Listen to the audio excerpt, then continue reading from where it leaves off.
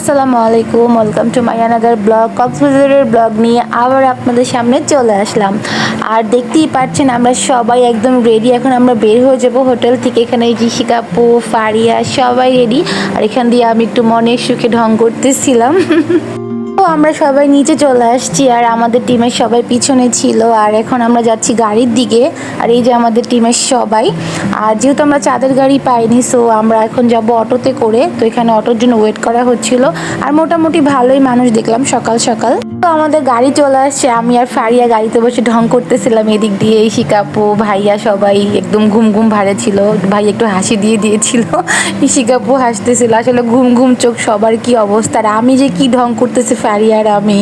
আমাদের কারোই ব্রেকফাস্ট করা হয়নি, সো গাড়ি থামিয়ে ট্রেস্টি ট্রিট থেকে আমাদের জন্য খাবার নেওয়া হচ্ছিল। সো আমরা এখানে 5-10 মিনিট ওয়েট করব, দেন খাবার নিয়ে অটোতে করে খেতে খেতেই চলে যাব আমাদের গন্তব্যে।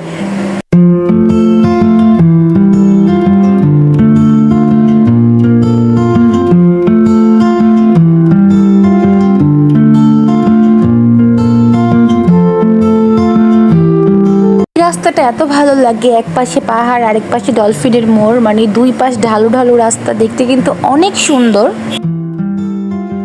গাড়ি একদম আবার বাম সাইড দিয়ে চলে যাচ্ছে সেই ডলফিন মোড়ের রাস্তায়, কারণ হাতের বাম দিয়ে আমাদের যেতে হবে। সো ঘুরে এদিক দিয়ে আবার যাচ্ছি। এই দৃশ্যটা দেখতে এত সুন্দর লাগতেছিল, জাস্ট অসাধারণ। প্রচুর হাংরি ছিলাম, সো আমরা সবাই অটোর মধ্যে বসে এই নাস্তা করতেছিলাম। আর এই বার্গারটা এত মজা ছিল, ইয়াম্মি। কালচে গাছের পাতাগুলো দেখে চোখ জুড়িয়ে যাচ্ছে না, মনে হচ্ছে না যে কি সুন্দর কালারফুল চেঞ্জ হয়ে গেছে। আসলে এরকম কিছুই ছিল না, বাট দেখতে অনেক অপরূপ সুন্দর ছিল। এই জায়গাটা এত কেন ভালো লেগেছিল আমার আসলে জানি না। এখানে প্যারাসেলিং হচ্ছিল আর দেখতে কিন্তু অনেক সুন্দর ছিল জায়গাটা, দেখতেই পাচ্ছেন সবাই। আপনি কি ভালোবাসেন, পাহাড় নাকি সমুদ্র, নাকি এরকম সুন্দর গায়ে ঘেঁষে থাকা রাস্তাগুলো? যারা আসলে ভ্রমণপ্রিয় মানুষ তাদের কাছে সব কিছুই ভালো লাগবে। আর এই পাহাড়গুলো দেখে মানে আমি চোখ নামাতেই পারছিলাম না, এত এত সুন্দর ছিল।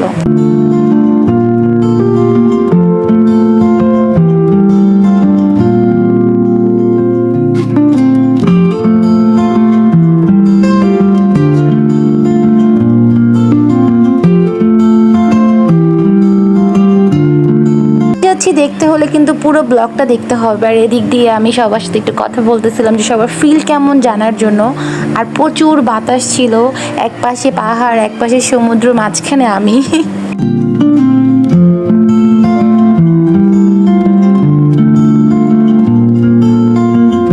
এই জন্য এক অপরূপ দৃশ্য যা আপনার চোখ মন সব কিছুই কেড়ে নেবে। খুব সুন্দর পাহাড়ের বুকে ঢালু রাস্তা হেঁটে হেঁটে যাচ্ছিলাম, চারপাশে সুপারি বাগান, পাহাড়ি গাছ, পাহাড়ি ফল, পাহাড়ি রাস্তা।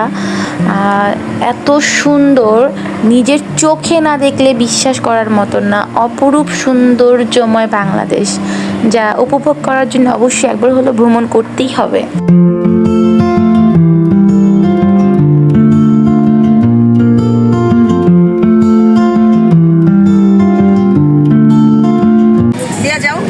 তোমার নাম কি? কি সুন্দর মেয়েটা আমাদের কাছে কিছু পাহাড়ি ফল বিক্রি করার জন্য চলে আসছিল। এগুলো ডর্জন ছিল 20 টাকা করে। সেখানে আমরা দামাদামি করতেছিলাম, দুষ্টামি করে যে আমাদের 10 টাকা করে দিয়ে যাও। কলাগুলো খেতে কিন্তু বেশ মজার, পাহাড়ি ফলের একটা অন্যরকম স্বাদ, খুবই টেস্ট হয়, খুবই টেস্ট। একটা ফল খেতে না খেতেই আনাম ভাই আরও একটা ফল নিয়ে আসছে, পাহাড়ি ছোট তরমুজ। এই তরমুজটা দেখতে ছোট হলো, খেতে কিন্তু বেশ মিষ্টি ছিল আর অনেক মজা। ওই যে কথায় বলা না, ছোট মরিচে অনেক ঝাল। ট্রাস্ট মি, আমি এত স্বাদের তরমুজ কখনো খাই নাই। অনেক অনেক মজা ছিল, অনেক মজা। ওয়েলকাম টু মিনি বান্দরবন সবাইকে।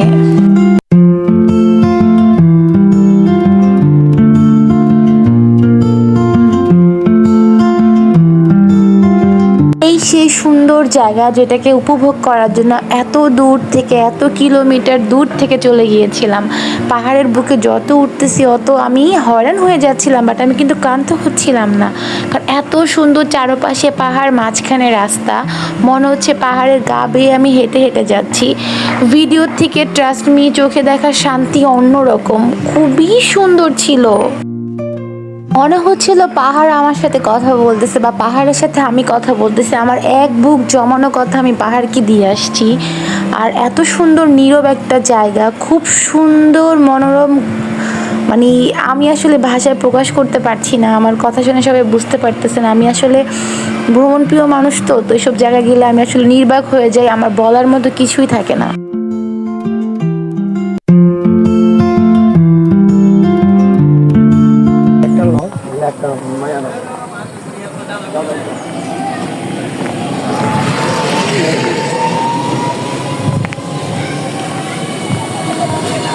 সুবহানাল্লাহ, সুবহানাল্লাহ, আল্লাহর তৈরি কত সালে যতবারই ভ্রমণ করবেন ততবার সুন্দর সুন্দর শিক্ষা গ্রহণ করা যায়, নিজেকে নতুন করে উপভোগ করা যায়। এত সুন্দর শিক্ষা হয়তো বা পড়াশোনা করে আমরা নিতে পারবো না। ভ্রমণে যে শান্তি, এত সুন্দর জিনিস চোখে দেখা, সুবহানাল্লাহ।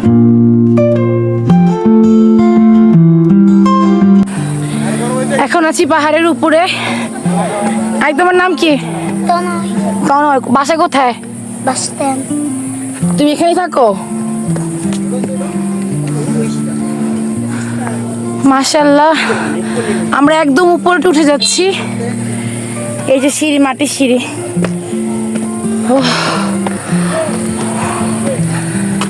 তো নয়, চলো আমাকে নিয়ে নিয়ে চলো।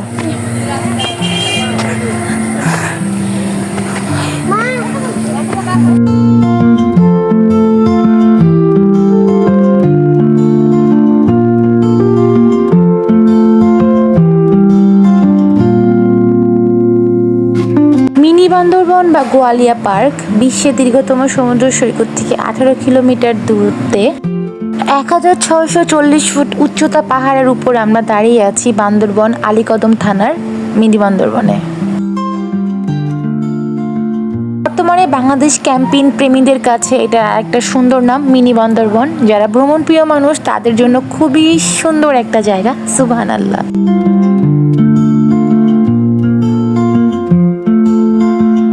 কক্সবাজার এসে যখন আপনি সমুদ্র দেখতে একদম হাঁপিয়ে যাবেন, তখন কিন্তু আপনি এই মিনি বান্দরবনে এসে আপনার সুন্দর সময় কাটিয়ে যেতে পারেন। খুবই সুন্দর, খুবই সুন্দর, সুবহানাল্লাহ।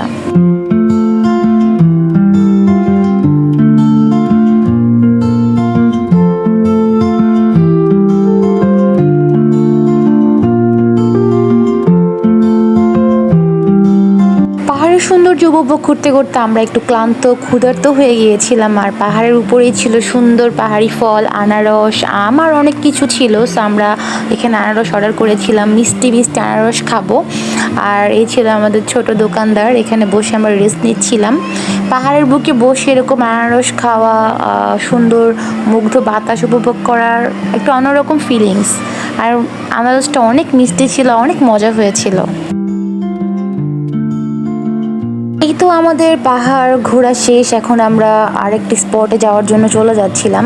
তো সবশেষে একটা কথাই বলবো, যদি সমুদ্রের বুকে এক টুকরো পাহাড়ের ফিল নিতে চান অবশ্যই মিনি বান্দরবন চলে আসবেন। জায়গাটাও মোটামুটি নিরাপদ ছিল আর আশেপাশের পরিবেশ খুবই সুন্দর, মনে হবে যে আপনি বান্দরবন নীলগিরির মধ্যেই চলে আসছেন।